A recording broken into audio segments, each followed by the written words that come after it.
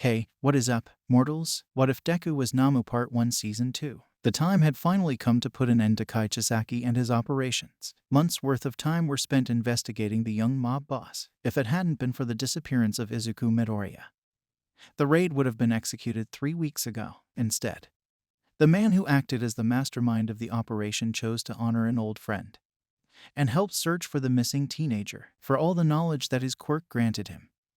Sir Night-Eye hadn't anticipated the former holder of One for All to be in their current target's employ. After Mirio gave his report, Night-Eye immediately contacted Torino, but purposefully kept the information from All Might. The symbol was running on fumes and, in Sir Night-Eye's opinion, lashing out. In addition, they had come to discover that the Dr. All Might had captured was nothing more than a false replica. That was why he called this early meeting, to hopefully bring an end to two nightmares at once and give All Might his closure he desperately needed. "Hello everyone. It pleases me that you are all here on time and prepared," he said, looking out at the sea of faces before him. He placed an empty bullet shell case on the table. This is the remains of what has been dubbed a quirk erasing bullet and has become commonplace in the underworld. The source is this girl. Sir slid a picture of a little girl forward on the table. Her name is Iri. A DNA analysis has determined that they are made of her flesh. Quietly, he swallowed the lump in his throat. Kaichisaki possesses a quirk that allows him to deconstruct whatever matter he touches and then rebuild it. I'll leave it to your imagination as to how the bullets are crafted. Recently, they have acquired new members. Night-Eye took a breath and slid 4 pictures forward. Jinbe Begawara, also known as Twice, Emiko Toga. No aliases. Mustard, unknown name. Izuku Midoriya, now known as Starfish, which is why I reached out to you, Mirko, Sir said, giving the number 5 hero a nod. Besides Kaichisaki, he is the most dangerous target there. After his abduction, his body was modified. He now has a dangerous artificial limb and unknown additional quirks.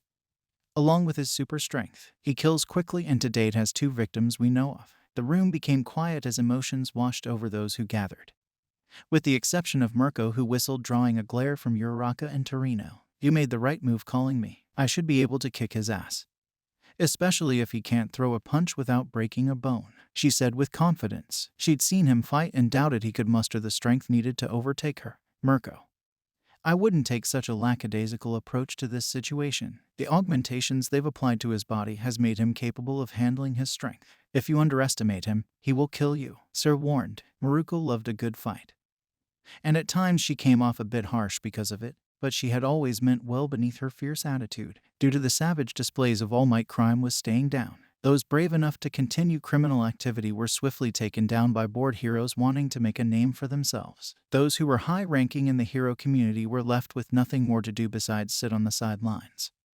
In this world with a rampaging All Might, I get it, she said, cracking her knuckles. I'm just excited, is all. So when do we get started? In 4 hours. Make what preparations you need. This mission has more than you could ever imagine riding upon its success. In his hideout, an annoyed man gripped his desk in anger. Where is she? Kaichisaki demanded. He'd been unable to find her, and it all started with the League's slave, Starfish. Whenever the 2 of them were together, Overhaul would find them. I felt a wave of resentment coming from him for not seeing it sooner. In the limited time Kai had left the drone with Iri, she gradually seemed less reserved, like she was learning how to be happy again. At first he felt he made the right choice making Izuku Iri's caretaker, but it had finally become clear to him that doing so was a costly mistake. He's taken her, Hari Kirono answered with his head bowed. It seems that Iri has been feeding him intel on us and he's used it to his advantage. I attempted to intercept him with Toya, Yu, Sorimitsu, and Deidoro, but he quickly disposed of them. It seems that even with the various augmentations made to him,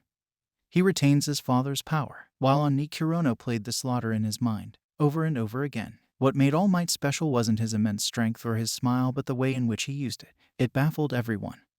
A hero with the strength to flatten cities that valued every life, including those who worked in their profession. The symbol of peace had never taken a life, and always chose to handle villains with kid gloves, with the exclusive exception of the reanimated corpses known as Nomu. It was why even the most ruthless villains respected the man. However, in the back of the minds of many, there was a universal fear shared, and that was the horrific curiosity of what would happen if All Might turned his power against the world. The question was seemingly being answered today by his love child, Izuku Midoriya. The interaction between the head of green and 4 expendable bullets didn't even last a second. before they were literally torn apart the moment they were spotted. So they're dead. I expected resistance, but not this. Where are they now? Overhaul asked, tempering himself to avoid lashing out. The northwest corridor. He and his partner Mustard are nearing an exit. Overhaul sighed heavily. Call for the remaining precepts and tell them to meet me here. I want you to go to your lab and secure the formula for the completed bullets,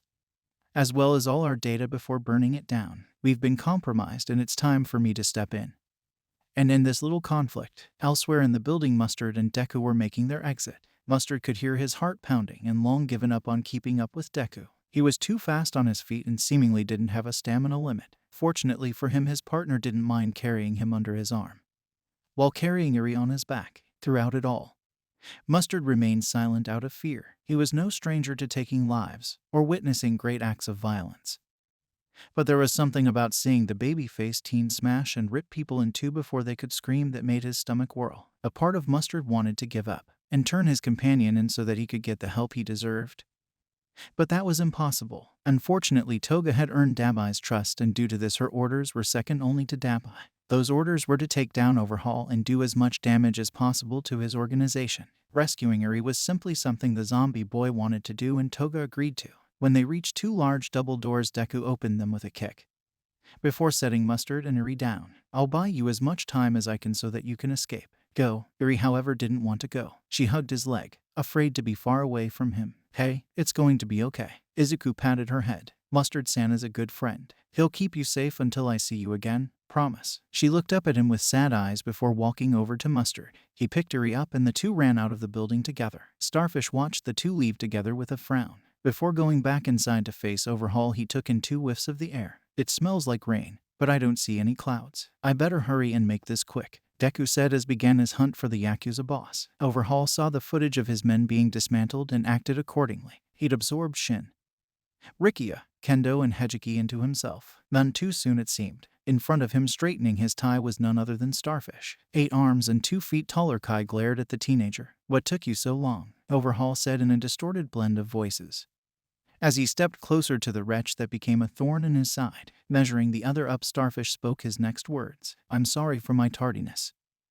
but I had to make sure Eri was safe. I almost came here first because you're a monster that needs to be stopped, but she deserves to be free. I see they couldn't kill the hero in you entirely. Chisaki huffed. The people who own you did far worse to you than I did to Eri. They crippled you, deformed you, brainwashed you, then turned you into a killer and took you away from your father and mother. And I am going to kill you. Starfish's eyebrows shot up as Overhaul placed all 8 of his palms on the ground. A mixture of spikes composed of light, concrete, and steel shot up to impale him. Izuku leapt above the twisted spikes, avoiding the initial bombardment, but was sent soaring by a flying elbow. A rib snapped and his heart rattled in his chest as he was sent crashing into a reinforced concrete wall. Blood erupted from Deku's mouth. The speed of Overhaul's movements were unexpected and took the younger teen by surprise. Slowly he raised his head to see Chisaki already standing over him. The Yakuza boss grabbed a handful of Izuku's unkempt hair, then raised him to eye level. I was going to make it quick, but you've pissed me off, so I'm going to make this last.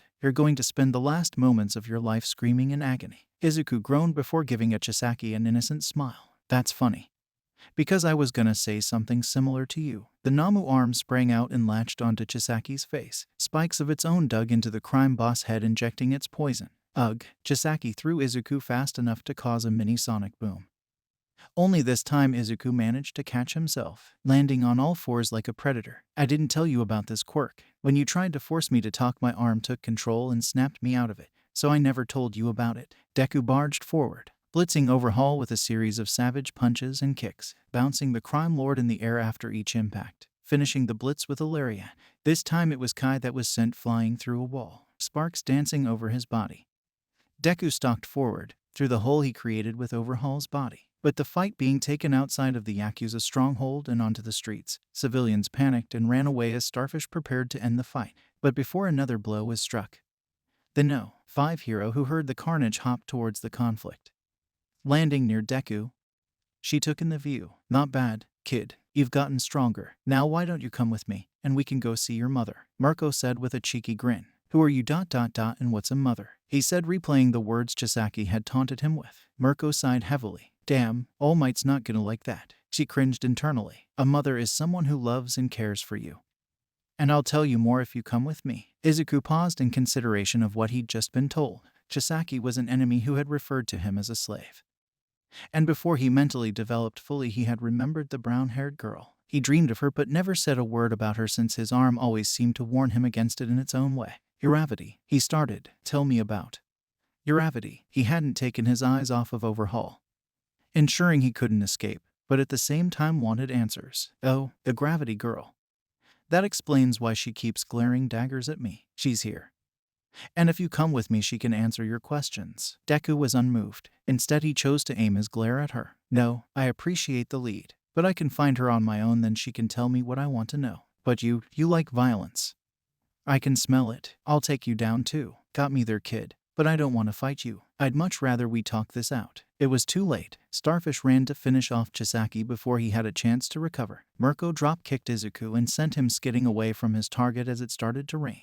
Wow, you don't waste time, do you? She said, watching him cautiously. He ignored her and looked up towards the sky. As arm graft began to shake, he could hear it screaming in his hand, warning him of something horrible to come. Something's wrong. He nearly heeded it when he heard someone familiar calling out to him. Deku. It was her, the girl who haunted his dreams and always seemed to make him sad to wake up. Iravati. When she heard her hero name come from his lips, she sprinted towards him. No one stopped her, and for the first time in what felt like forever, she was able to hug him. The tender moment lasted for an instant before she was pushed to the ground. The next thing she saw was Izuku's face contorted in pain as a blinding torrent of lighting coursed through his body. He shielded her with his body. Mirko, as well as a few of her compatriots, had been blown away by the force of the blast. Deku. Wordlessly, he fell to her side. Uraraka's eyes darted to find a well-dressed man making his way towards her, with an unconscious little girl under his arm. He stopped at the body of Overhaul and placed a palm on his head. This will do fine. In a purple flash of lighting, Overhaul's body shrunk and 4 other bodies appeared at his side.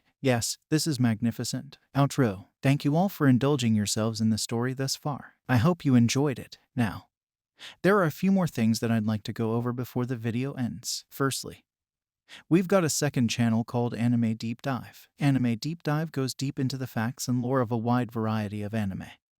It's sure to expand your weeb knowledge for all kinds of series, guaranteed. On top of that, we have a third channel called We The Celestials Naruto What Ifs. It's what we do on this channel already, but in the vast world and lore of Naruto. Go check it out if you're in the mood for some jutsu action. Secondly, on behalf of We The Celestials, I'd like to thank everyone involved in the production of today's awesome content.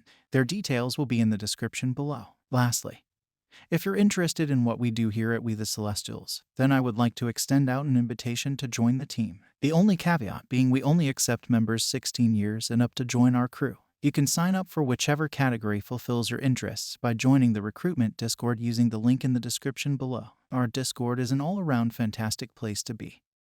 Whether you're a fan or looking to join our band of misfits, we're always looking for members to join us. Well, that's it from us for today's video. So, thank you all for watching, and have a great day.